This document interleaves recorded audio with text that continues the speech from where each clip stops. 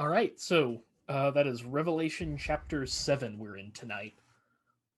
7, you might remember we ended last time with a chapter where the Lamb had this scroll, and when the scroll is unrolled, God's purpose for the world will be revealed, God's plan to save creation. And there's 7 seals on it, and the Lamb opens them one by one. And we ended the last chapter with the last seal, or with the 6th seal being opened. So one more to go. But like we talked about happens before, we don't get to jump straight into the last one being opened and get to see what's on the scroll. There's a break here, a sort of interlude. I thought it would be helpful here as an introduction to kind of talk about a couple of ways that are maybe not as helpful to read Revelation, because I think that'll make it a little bit clearer what's going on here. You probably noticed as we've gone through the study, I've generally avoided trying to talk about maybe more popular ways of reading Revelation that I think are like wrong or not helpful. But here it can maybe be helpful to contrast. Um, so I think if you were to ask your average Christian in our context what the book of Revelation generally is about, what happens in Revelation, most of them, honestly, I'm imagining wouldn't be able to answer that really. It's something kind of vaguely about the end of the world. If you're less lucky, you might have someone like me, but someone that has, clear ideas on what's happening in it. But generally speaking, in America, among Protestants, especially the more conservative stripe, they think of Revelation as something really different than what we've been talking about here. So if you were to take your average sort of end times, evangelical enthusiast and ask them what happens in the book of Revelation, they're probably going to tell you something like this. You've, I'm sure, seen these really elaborate like end times charts. Before we got started, I was trying to find a book on my shelf that might have a chart explaining the end times, but couldn't. But you've seen them in Lifeways, maybe in a Sunday school class growing up. And usually the idea is that Revelation is about this like series of little periods of time right before the end of the world. So the way that a lot of people would narrate Revelation is right at the beginning, the church is raptured, taken up from the earth. Think Left Behind and the image of all the clothes being left on the ground. The church is taken off the earth in an event called the Rapture. And according to this sort of theory, we're in this church age right now. But one day the rapture happens, and then it's no longer the church's time. Instead, the world goes through a really, really bad period of 7 years called the Tribulation. And that period of suffering ends with the Battle of Armageddon, where Christ returns for this big climactic battle with Satan. And once that happens, the world more or less ends. The Christians are taken to heaven, and the non-believers are put into hell. But that's a sort of narration that most evangelical Protestants in America who think about Revelation might say that it takes. That you have the church age we're living in now, and then the church is raptured, and then the earth is just sort of tormented for 7 years in a tribulation, and then Christ returns at the end of that to take all the believers who are left to heaven and send everyone else to hell. And I think you can probably get from, having read through this with me now, about half the book. I really don't buy into this scheme. There's a few problems right off the bat. And the biggest one that I mentioned, I think, back in week 1 is that the rapture is never mentioned in the book of Revelation. The word doesn't show up. The idea doesn't show up. It's not in here. In fact, it's not really, this might be a little more controversial, but a lot of people would say it's not something that's really even in the Bible generally. The rapture wasn't an idea that people had about the end of the world until really modern times, actually. About the 1830s is the first time in church history that you see people talking about this idea that one day God takes the whole church off of the earth and then the world goes through this really bad time. That kind of, it's a little more complicated than this, but it mostly goes back to one really influential teacher named John Nelson Darby, who wrote a really popular study Bible that kind of codified this idea based on just one verse in First Thessalonians. So in general, this idea of a rapture where the church is taken off the earth and then the world suffers, it's maybe not on the most solid ground. kind of biblically, but more importantly, it's not anywhere in Revelation. That leads to a more important point, and why I think that kind of thinking about Revelation is not helpful for reading the book. We've talked about how Revelation is a book about comforting the church during a time of suffering. And if that's the case, it really doesn't make sense for the book to say Christians are going to be taken off the earth to avoid suffering. Revelation says the exact opposite, right? You, the church, are about to suffer the serious tribulation, but stay faithful. God will stay faithful to you. Um, so, like I said, I don't like this dividing up Revelation into talking about different periods of time, like a lot of evangelical commentators do. I've said over and over that Revelation is about all of history, not just a few years at the very end of it. And that Revelation is for the whole church and it's instructive for all of us, not just, the last generation that'll ever be here. But if I were to use that type of language, I would say something like this.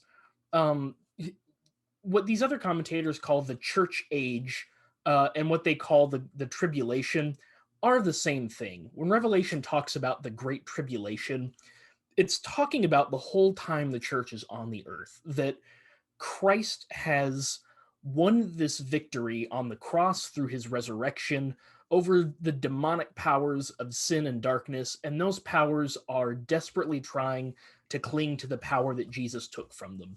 And because these forces are trying so hard to cling onto the power they can't possibly keep, they cause suffering for the church. But if the church perseveres through their suffering, if the church doesn't let themselves get bogged down by these evil powers that want to harm it, by Satan and his demonic works, then they can rest assured that they're going to join Christ in his ultimate victory over evil when he returns to the earth to make creation perfect and banish these dark forces. So I have to say, I think it helps us to come into 7 to think that for Revelation, the sort of tribulation that we're talking about, this period of suffering, is all of history in which the church exists. The world that the church exists in is a world broken by war, by famine, by poverty, all of these things, and the Christians are called to be faithful during it. And that kind of brings us into what's happening here. Um, we've talked about seals being opened on this divine scroll that contains God's plan for the world. And we've opened 6 of the seals, and we're all waiting really expectantly for what happens when that last seal is opened and the scroll with God's plan is shown to us. But we pause here to talk about a very different kind of seal. As the Lamb breaks the seals, holding God's plan for the world shut, he also adds seals to God's people, so to speak. He's adding salvation and protection. Let's read what happens in 7, because before John can see this scroll being opened, he sees an entirely separate vision kind of within this vision. So in 1, and after this I saw 4 angels standing at the 4 corners of the earth, holding back the 4 winds of the earth so that no wind could blow on the earth or sea or against any tree. And I saw another angel ascending from the rising of the sun, having the seal of the living God. And he called with a loud voice to the 4 angels who had been given power to damage the earth and sea, saying, "Do not damage the earth or the sea or the trees until we have marked the servants of our God with a seal on their forehead." So, again, remember, Revelation is using vivid images to show us spiritual realities more so than it's making specific, like, one-time predictions about the future. It's not just Revelation, but all of the New Testament, really all of the Bible itself, has this idea that because of sin, it's not just humans that are fallen, it's all of creation, that somehow the matter that makes up creation is itself fallen and in need of redemption and salvation. It's not just humans that need salvation, but creation needs it. Creation is broken. So think of Paul in Romans 8 when he says that just like us, all of creation is groaning, waiting for Christ's redemption. And so the idea for Revelation is that God is going to purify the damaged creation like gold in a fire. When you're if you have gold and you're trying to purify that gold into something that can be used, you would put the gold in some sort of container and then heat it very hot. And then when the gold is melted, all the impurities burn away or rise to the top so they can be kind of scooped off. A refining fire purifies the gold. And for Revelation, God's judgment of creation is this: it's God coming and sort of putting creation to a purifying fire, not to destroy the world he created because it's bad, but to cleanse it from sin totally.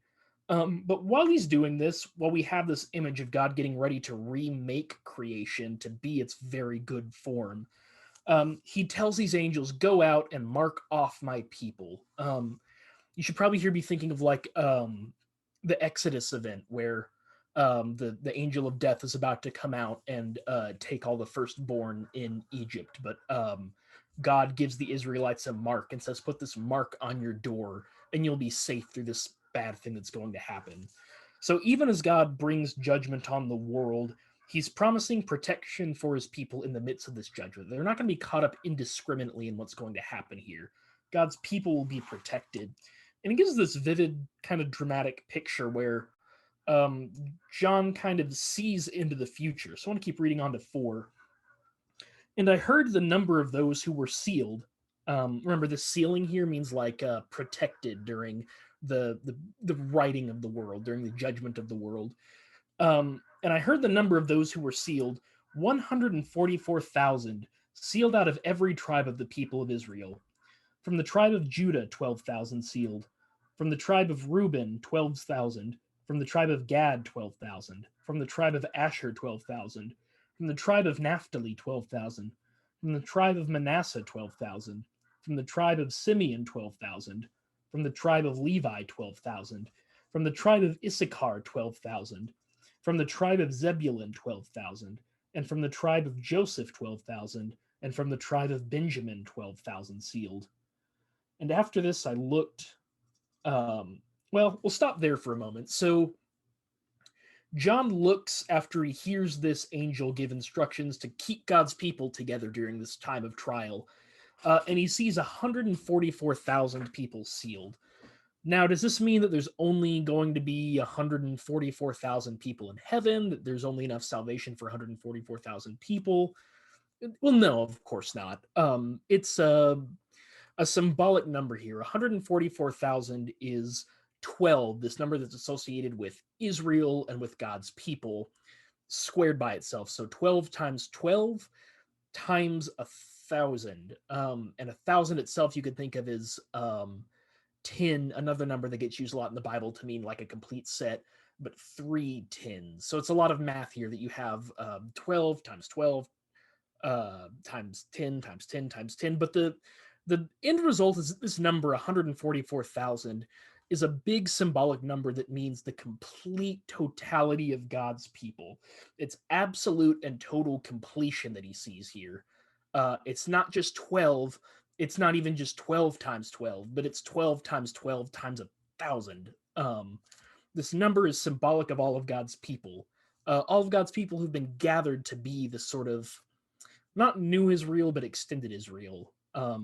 For Revelation and for most of the New Testament, God kind of delivers salvation into the world through Israel, and the Christians who are Gentiles become Christians because God, as Paul will says, graft them onto Israel like a branch onto a tree.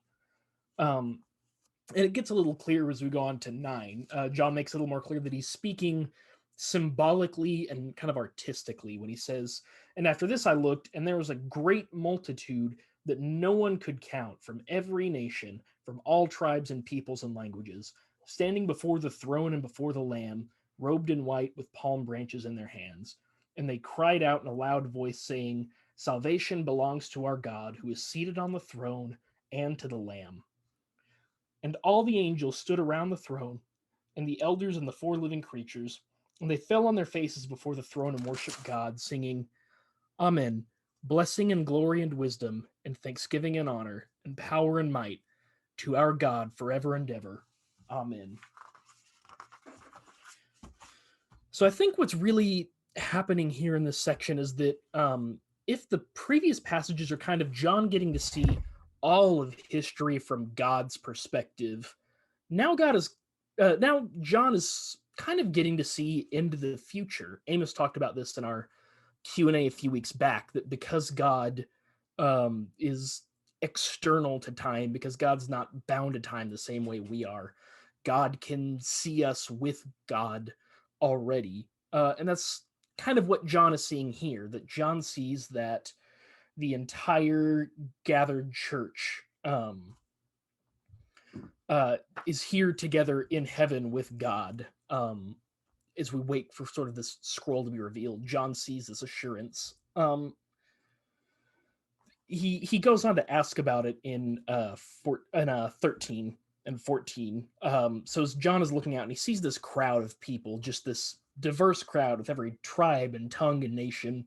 Remember we talked a few weeks ago about how Rome was a massive semi-globe spanning empire, but one of the things that Rome was notorious for was for doing its best to make its conquered people look and act and talk and think exactly like them. You might remember I read a quote from one of the generals who've been conquered by Rome that says that Rome makes a desert wasteland everywhere they go, and they call that peace. But this is a really different type of crowd.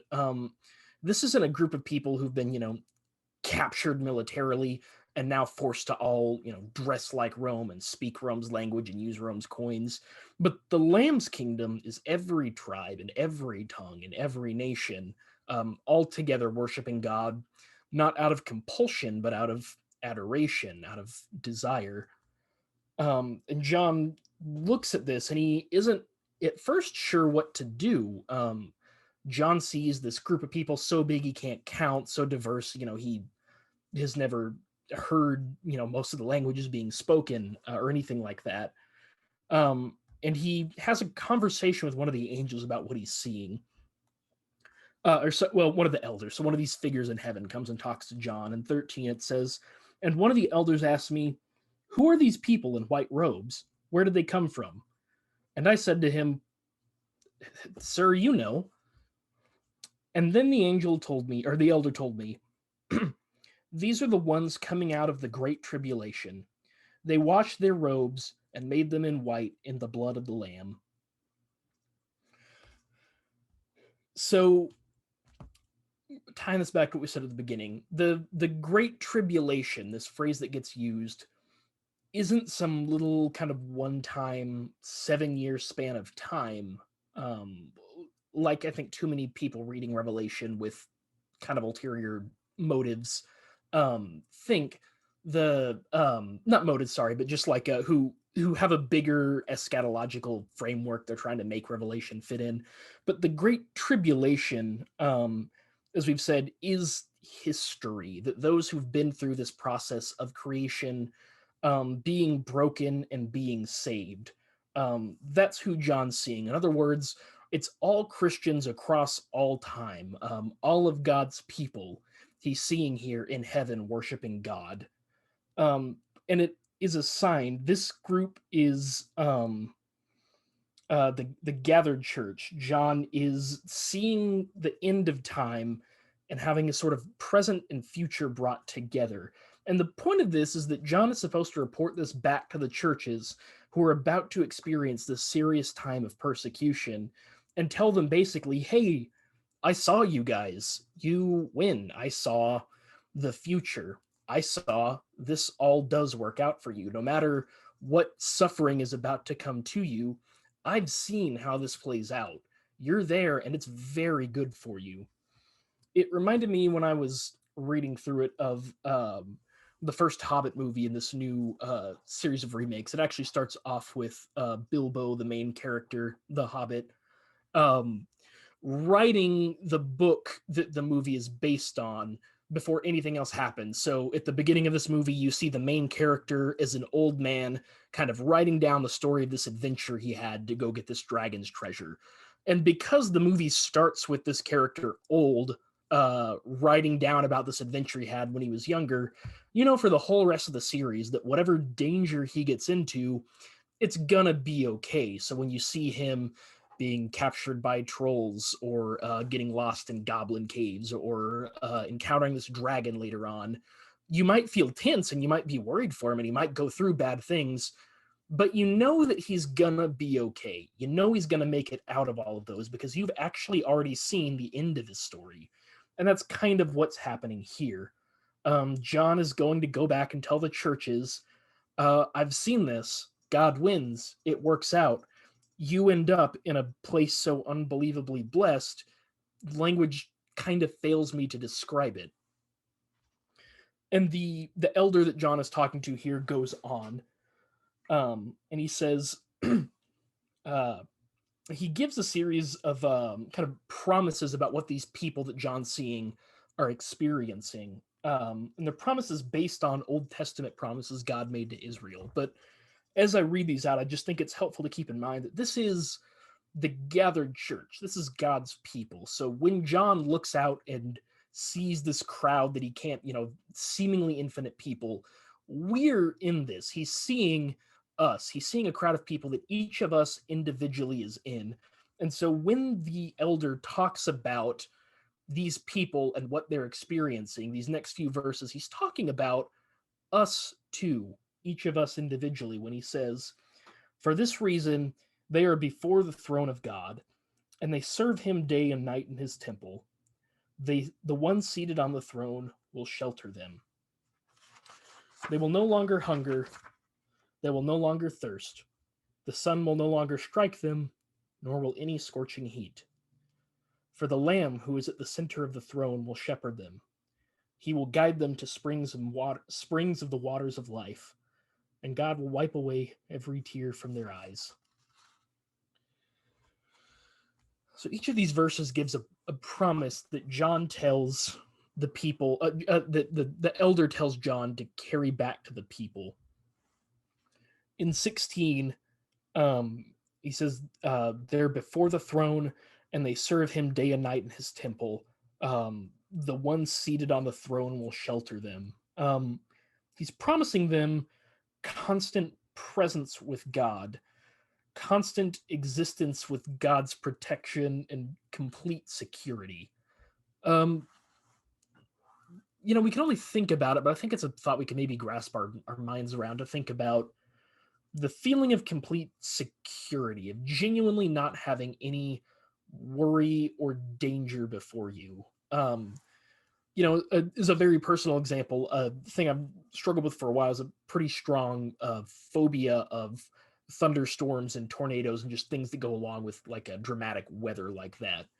And sometimes there's a kind of pleasure I take in being in something like a big sturdy building during a bad storm. Like when I was still at Baylor, if I'm at my house, I can get pretty worried when a storm starts. But let's say I was at Baylor in that big, multi-story library. I'm not really worried. I feel really safe there. I feel like the thing that I'm in protects me from the thing I'm afraid of. And it's that, multiplied times infinity that the people are experiencing here, that all their fears, all their worries, all their needs are simply met. They have God's complete security with them. And more than that, he says, they will no longer hunger. They will no longer thirst. The sun will no longer strike them, nor will any scorching heat. All of their needs are met. They're experiencing not only perfect safety, but perfect comfort, even. No discomfort of lack of food, lack of water, wrong heat. They're in total comfort in addition to their safety. And he gives his explanation at the end. For the Lamb who is at the center of the throne will shepherd them. Isn't that just such a great image here, that the Lamb becomes the shepherd? The people who follow the Lamb are now guided by the Lamb. The Lamb becomes their shepherd, and he guides them to springs of the waters of life, and God will wipe away every tear from their eyes. I think when we hear this notion of seemingly infinite people, this massive crowd that John sees around God's throne, it can almost sound impersonal. How could God ever notice any one of us in a crowd that big? But it's not just comfort that God brings, but it's intimate comfort. It's not just that he supplies every need, that he makes sure that we have shelter and food and water. It's not that. It's that he wipes away every tear from our eyes. It's not just comfort, but it's intimate comfort. And it's ultimately the absolute righting of every wrong thing. It's creation being remade according to God's original pre sin plan so that we can live the existence God has always had for us. So, as I've said before, Revelation really works in these cycles, and we're going to see this next week that the scroll is finally opened and we get to see what God's plan has always been, except the scene kind of immediately cuts away and it goes to kind of repeating the cycle of six things. It's gonna be actually a bit before we get to see the scroll, and it can go to some pretty dark places. But here in Revelation 7, John wants us to remember this as a sort of centering vision that the end point of everything happening to us, the end point of the suffering the church is going through, and what we're all looking forward to is undeniable and perfect victory in Christ. John has already seen this. He's seen us there with God, and we can have assurance now that what God has promised, God will do. He's seen it happen already. So thank you all for sticking with it and looking forward to our discussion.